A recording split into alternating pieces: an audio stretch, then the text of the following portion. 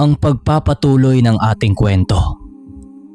Bago natin simulan ang kwento, ay shoutout sa mga OFW na patuloy pa rin pala na nakikinig sa ating channel. At sa lahat ng mga sabongerong nakikinig at nag-aantay sa mga fart na merong sabong. At sa mahihilig sa mga aswang, engkanto, duwende. Yon ang sulit na tagapakinig natin. Simulan na natin. Manong, tinatawag niya ang kanyang alagang Markopo. Ano? Susugurin ko na ba? Kumalma ka lang, Chris. Hindi mo pa alam ang sinasabi mo. Mga kaibigan, huwag muna kayong sumugod. Chris, ngayon, oras na para malaman mo kung ano ang mga nilalang nakaharap natin. Pagmasdan mo ng maigi ang ikinukubling kapangyarihan ng sungaw na ating kalaban ngayon. Ito ang dahilan kung bakit natatangi sila sa lahat ng uri ng mga aswang. Wika ni Macario. Kasabay ng sinabi nito ay ang pagtitig nila sa Markopo. Nadahan-dahang bumuka ang bunganga habang nakatingin sa sungaw. Manong, tingnan mo.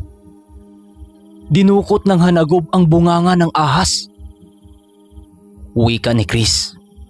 Sa puntong yun, tila ba may kinuhang armas sa katawan ng sawa, yung hanagob na matagal na nitong itinago. Maya-maya lang, laking gulat ni Chris nang merong iniahong hawakan ng espada, yung hanagob, sa katawan ng ahas. Kisap mata lang din ang naging pagitan nang makita nila ang isang espadang itim na merong isang talim na kayang pumunit ng kahit na anong kabal. Matapos itong makuha ng sungaw na hanagob, tumitig ito sa kanilang dalawa habang nakahawak sa sawa. Mga kaibigan, tapusin nyo na ang mga kalaban natin. Hudyat ni Macario sa kanyang mga kasangga. Nang mapagtanto ni Macario na nakita ni Chris ang mga bagay na dapat niyang makita, inutos nito sa lahat ng kanyang kawal na tapusin na ang kanilang mga kalabang pinaglalaruan nila kanina pa. Pagsugod ng sungaw na hanagob sa pangkat ng diwata, bigla na lamang itong nagulantang nang magawa siyang mahawakan ng walang kahirap-hirap. Paghawak nito sa kamay ng diwatang nagliliyab, nagsalita ito ng, "Palabas lamang ang aming ginawa kanina upang turuan ng leksyon yang kasama ni Macario.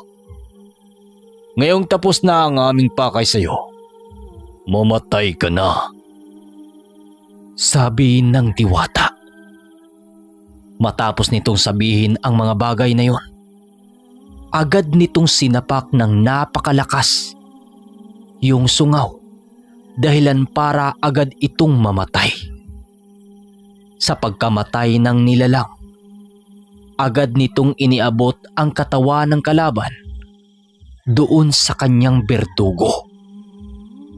Sa pagtahimik ng paligid, agad namang umakyat ang dalawa doon sa puno nang walang pag-uusap.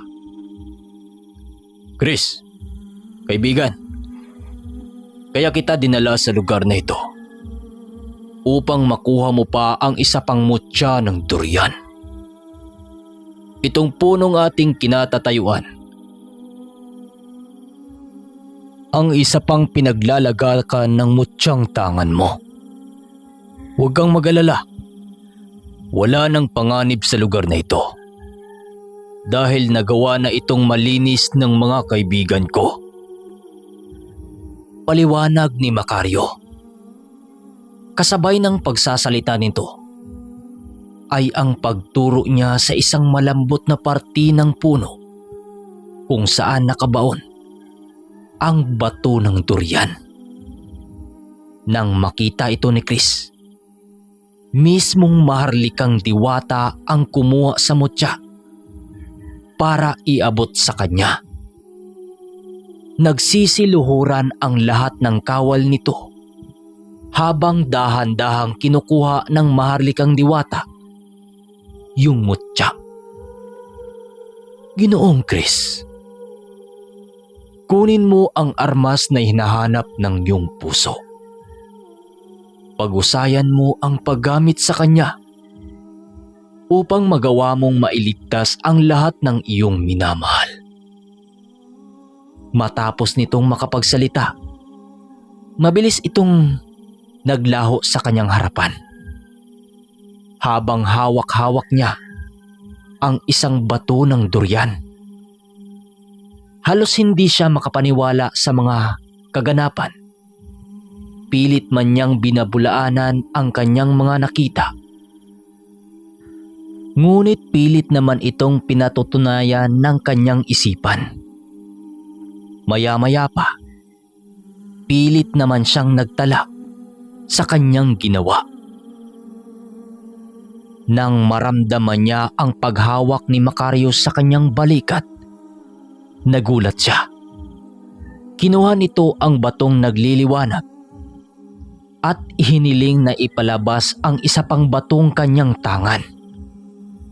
Matapos nitong marinig ang sinabi ni Macario, mabilis naman niyang inabot dito ang kanyang mutya nang walang pag-aalinlangan. Ilang segundo pa ang lumipas. Laking gulat na lamang niya nang pagdikitin yun ni Macario gamit ang kanyang mga sariling palad. Habang pilit niyang idinikit ang dalawang mutya, pansin na pansin niya ang paglayo ng isang piraso sa mga ito sa isa pang piraso na parabang ayaw nitong magdikit. Isang ulit pa itong sinubukang pagdikitin ni Macario hanggang sa dumating sa puntong magawa niya itong mapag-isa. Alam mo Chris, ang ganitong mga proseso, kadalasang ginagawa ng mga bihasa sa kanilang mga larangang tinatahak. Hindi ito basta-bastang nagagawa ng isang ordinaryong tao dahil masyado itong peligro. Kaming tatlo lang ni Ermitanyong Carpio at Castancio ang nakakagawa pang mapag-isa ang ganitong mutya. Tapos na ang proseso, Chris. Ito, tanggapin mo. Teka Manong, bakit nag-iba ang kulay ng hugis nito? Pati yung kulay. Takang wika niya.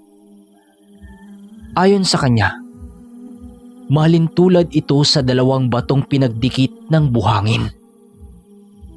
Nang maibigay na ito sa kanya, agad naman silang naglakad pababa ng bundok. Naging madalang ang kanilang pag-uusap dahil pilit ipinasok ni Chris sa kanyang isipan ang bago niyang hawak na sandata.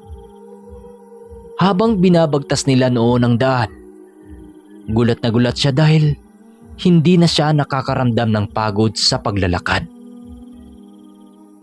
Napakagaan na rin ng pakiramdam niya na tila kaya na siyang dalhin ng hangin. Narating na natin ang iniwanan ng kabayo, Chris. Pero, alam mo, may dapat kang hindi gawin para hindi ka iwan ng mutya mo. Sige po Manong, ano po yun? Maigi ko po itong tatandaan. Wika ni Chris.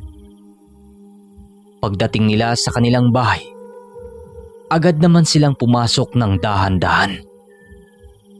Paghiga nilang dalawa sa papag, doon na ibinigay ni Macario ang libretang hindi kumpleto. Ang libretang ito ay nagagamit pa ng aking maestro noong mga panahong nabubuhay pa siya. Naglalaman ito ng mga karunungan ng mutyang hawak mo. Dito mo rin malalaman ang nagsisilbi mong gabay para mapaghusayan ang larangang iyong tinatahak. Wika ni Macario bago sila matulog. Kinaumagahan ng mismong gabi. Hindi inakala ni Chris na muli palang maghiwalay ang kanilang landas. Sinabi nito sa kanya na babalik siya sa kanilang lugar upang ipagpatuloy din ang kanyang hanap buhay at ang kanyang misyon na dapat niyang tuparin. Maaga pang umalis si Macario dahil wala itong gagawin sa lugar nila o tapos na ang misyon nito. Binigyan naman ito ng lula niya ng mga kakanin o pagkain upang hindi ito magutom sa kanyang paglalakbay. Mac, bumisita ka ulit dito kapag may panahon ka, ha? Tandaan mo, palaging bukas ang bahay para sa'yo. Wika ng lula ni Chris. Oo, Lola. Pangako. Bibisita ako dito sa inyo kapag may oras ako. Siya nga pala, Chris. Mag-ingat ka rito, ha? Tandaan mo, ang mga binilin ko sa'yo, makakatulong yan. Huwag mo ring kaligtaan na basahin ang libreta dahil yun ang magiging gabay mo. Makakaasa ka, Manong, na magagawa ko ng mabuti ang bilin mo. Paalam sa'yo at sana mag-iingat ka. Maraming salamat nga pala, Manong, sa mga binigay mo sa akin. Kailan may hindi ko malilimutan ang iyong kabutihan. Sagot naman dito ni Chris. Matapos ang kanilang pag-uusap, doon na nila inihatid si Macario sa dulo ng kanilang baryo. Hindi noon umuwi silang maglula hanggat hindi pa nawawala sa kanilang paningin ang sinasakyang kabayo ni Macario. Ilang araw ang lumipas, doon nararamdaman ni Chris ang kakaibang enerhiyang dumaloy sa kanyang katawan. Halos hindi siya makapaniwala sa mga nangyari dahil napakalaki ng pinagbago ng kanyang katawan at kakayahan. Magmula nang binuo ni Macario ang mutyang tangan niya. Sa ilang dumaang mga araw, hindi tinigilan ni Chris na basahin ang libretang karunungan ng kanyang kaibigan. Dahil na rin sa bertudis na nakalatay sa kanyang dugo, kung kaya't nagawa niyang mabuo ang mga lihim na karunungan. Isang buwan ang makalipas, naging bihasa na itong si Chris sa paggamit ng mutya na pinag-isa ni Macario. Bumalik na rin siya sa kanyang gawain upang puksain ang mga demonyong nakikihulubilo sa mga ordinaryong tao o sa mga sabong sa paligsahan na siyang dahilan ng pagkamatay.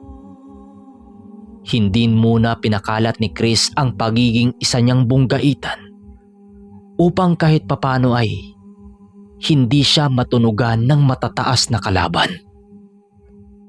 Kahit papano, naging masaya itong si Chris dahil hindi niya namamalayan na dumami na pala yung malalahi niyang manok na binigay ng taong kanyang tinulungan noon.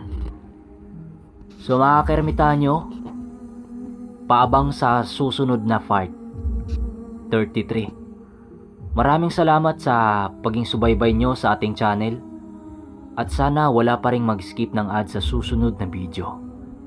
Huwag kalimutang mag-like. So mga kaermitanyo, magandang balita. So ito yung normal na boses natin na hindi natin gamit ang pinaka-the best nating mic. Yung pinang-record naman natin kanina, yun yung mic na bago natin. So, anong pinagkaiba? Comment nyo nga sa baba kung maganda ba o babalik na lang tayo sa boses na to, yung ginagamit natin dati. Yun lang. Maraming salamat.